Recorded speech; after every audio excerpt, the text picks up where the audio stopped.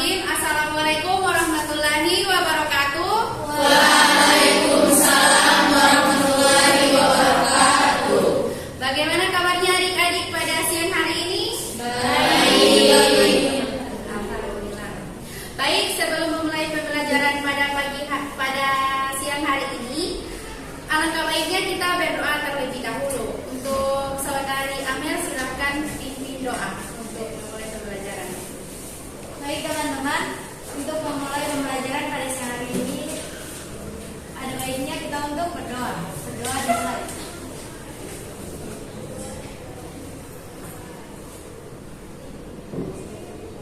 Doa selesai. Baik, selanjutnya Ibu akan mengabsen kalian terlebih dahulu ya. Afif, Muhammad Fauzan, Romelo, Ruslin, Yusuf, Anissa, Ayomi, Dea,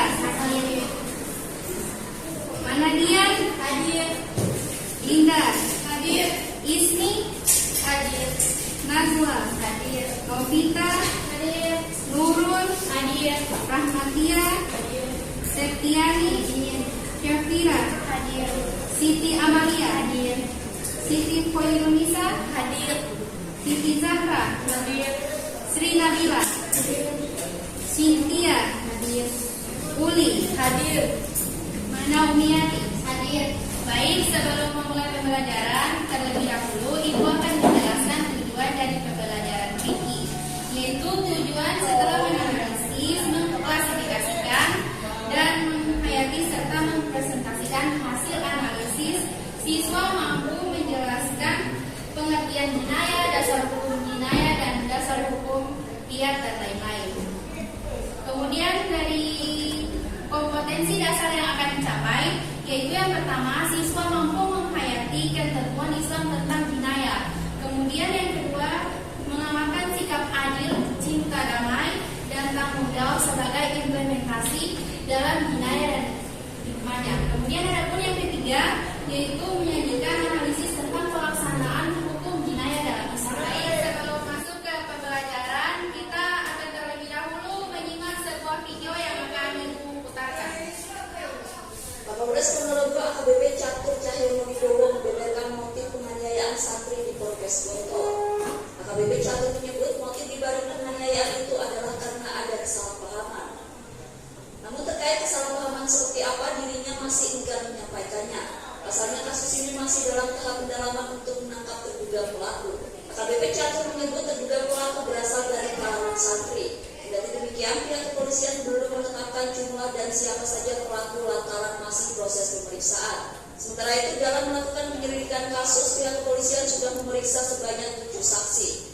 7 saksi yang diperiksa terdiri dari santri, dokter, ustadz, dan staf pengajar. Hal ini disampaikan oleh AKBP Catur pada Senin 5 September lalu.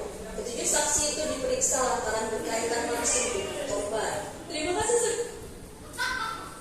Baik, dari hasil video tadi, apakah ada dari laki-laki dan dari perempuan yang ingin menanggapi? Oke, silahkan.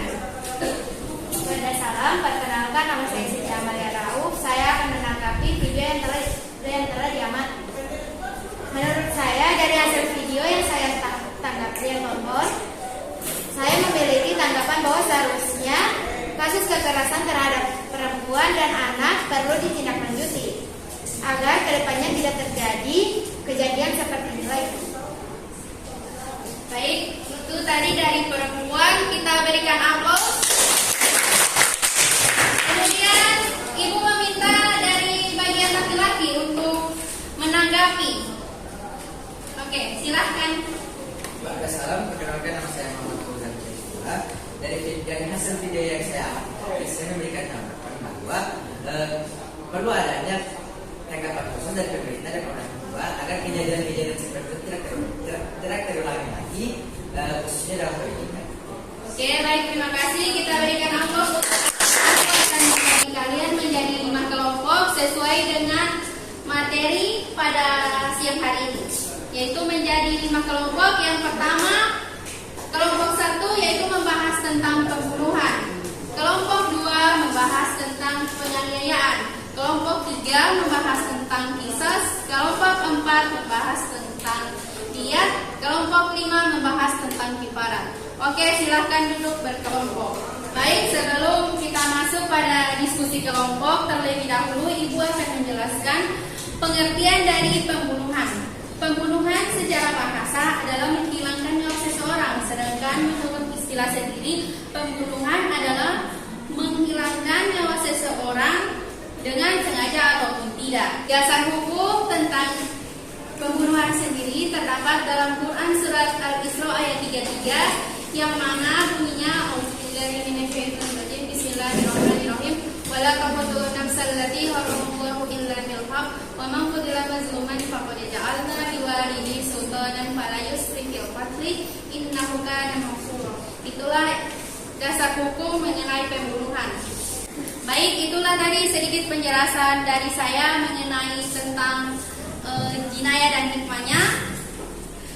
Di sini siapa yang bisa mengulangi kembali apa yang saya ucapkan tadi, yaitu pengertian dari pembunuhan. Oke, silahkan berdiri, perkenalkan nama. Halo, perkenalkan nama saya Dian Rafniaju. Saya akan menjelaskan kembali apa itu pengertian pembunuhan. Jadi, pengertian pembunuhan secara bahasa adalah menghilangkan nyawa seseorang. Sedangkan arti secara istilah, membunuh adalah perbuatan manusia yang mengakibatkan hilangnya nyawa seseorang, baik dengan sengaja ataupun tidak sengaja, baik dengan alat yang mematikan ataupun dengan alat yang tidak mematikan. Perkenalkan, nama saya Nazwalita Jafar. Saya akan membacakan macam-macam pembunuhan. Macam-macam pembunuhan terbagi menjadi 3. Yang pertama, pembunuhan sengaja. Pengertian pembunuhan sengaja adalah pembunuhan yang telah direncanakan dengan menggunakan alat yang mematikan, baik yang melukai atau memberatkan. Yang kedua, pembunuhan seperti sengaja. Pembunuhan seperti sengaja adalah pembunuhan yang dilakukan seseorang tanpa niat membunuh dan menggunakan alat yang biasanya tidak mematikan, namun menyebabkan hilangnya nyawa seseorang. Yang ketiga, pembunuhan tersalah. Pembunuhan tersalah yaitu pembunuhan yang tidak ditujukan kepada seseorang, tetapi seseorang tersebut mati karena perbuatannya. Baik, kemudian untuk yang terakhir yaitu dasar hukum tentang pembunuhan. Apakah ada yang bisa menjelaskan kembali tentang surat Al-Isra ayat 33? Baik, silakan berdiri, perkenalkan nama. Perkenalkan, nama saya Nurul Hidayah Pakaya. Saya akan membacakan surah Al-Isra ayat 33 yang di dalamnya terdapat dasar hukum pembunuhan. A'udzubillahi minasyaitonirrajim. Bismillahirrahmanirrahim. Wala taqtulun nafsal lati harramallahu illa bil haqqi wa man qutila mazluman faqad ja'alna liwaliyhi sultanan fala yusrif fil qatli innahu kana mansura. Allahul azim. Baik, terima kasih. Kita berikan aplaus. Untuk pemaparan diskusi kelompok pada siang hari ini akan saya serahkan kepada moderator forum diskusi di siang hari ini. Untuk Adik Cynthia dipersilakan. Assalamualaikum warahmatullahi wabarakatuh. Waalaikumsalam warahmatullahi wabarakatuh. Perkenalkan, nama saya Cynthia Syabani selaku moderator pada forum siang hari ini. Jadi langsung saja kita mendengarkan pemaparan materi dari kelompok 1. Untuk kelompok 1 dipersilakan. Assalamualaikum warahmatullahi wabarakatuh. Waalaikumsalam warahmatullahi wabarakatuh. Perkenalkan, nama saya Sri Nabila Kalani. Saya dari kelompok 1 ini saya akan menjelaskan pengertian pembunuhan. Pengertian pembunuhan secara bahasa adalah menghilangkan nyawa seseorang. Sedangkan arti secara istilah membunuh adalah perbuatan manusia yang mengakibatkan hilangnya nyawa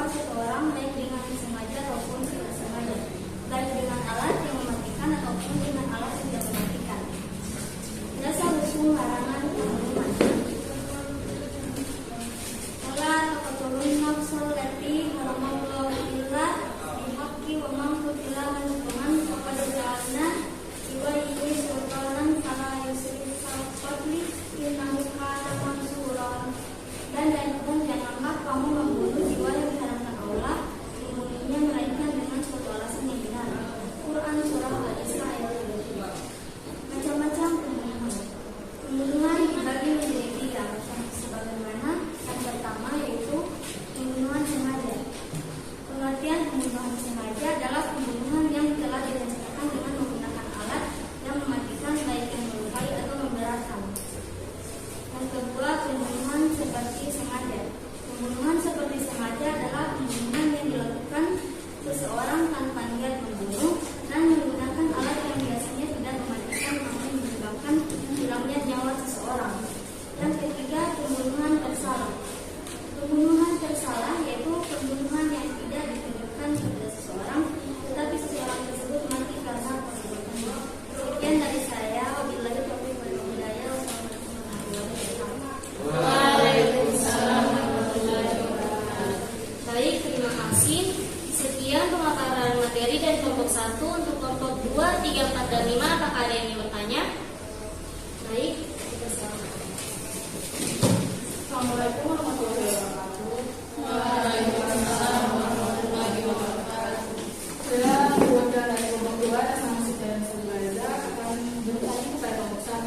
Pertanyaan saya yaitu coba jelaskan apa yang dimaksud dengan pembunuhan dan berikan contoh.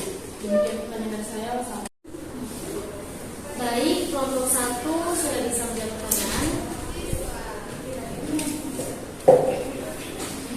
Ini saya akan menjawab pertanyaan dari kelompok 2, yakni jelaskan apa yang dimaksud dengan pembunuhan dan berikan contoh.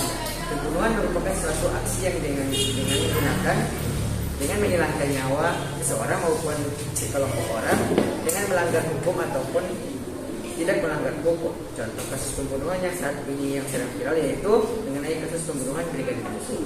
Sekian, terima kasih. Baik, untuk kelompok 2 apakah sudah puas dalam jawaban?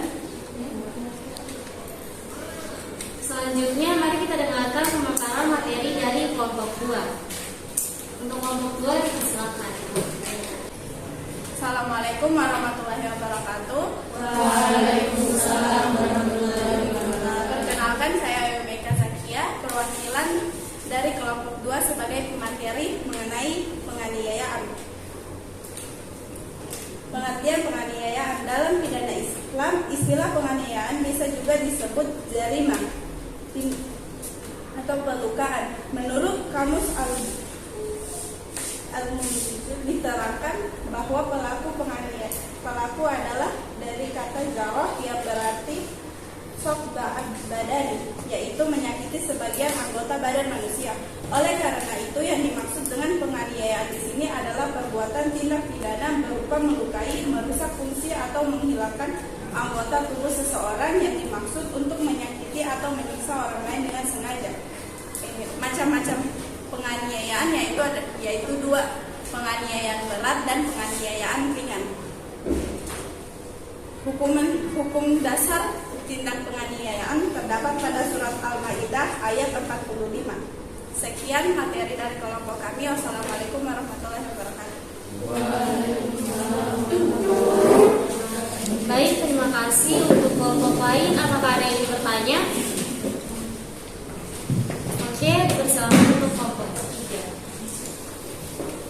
Saya Nikita Jafar, perwakilan dari kelompok 3 akan memberikan pertanyaan yaitu apa perbedaan antara penganiayaan dan penyiksaan? Terima kasih.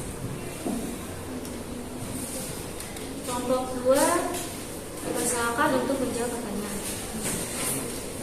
Pada salam, baik, terima kasih atas pertanyaannya. Saya perwakilan kelompok 2 akan menjawab pertanyaan dari kelompok 3 tentang perbedaan penyiksaan dan penganiayaan.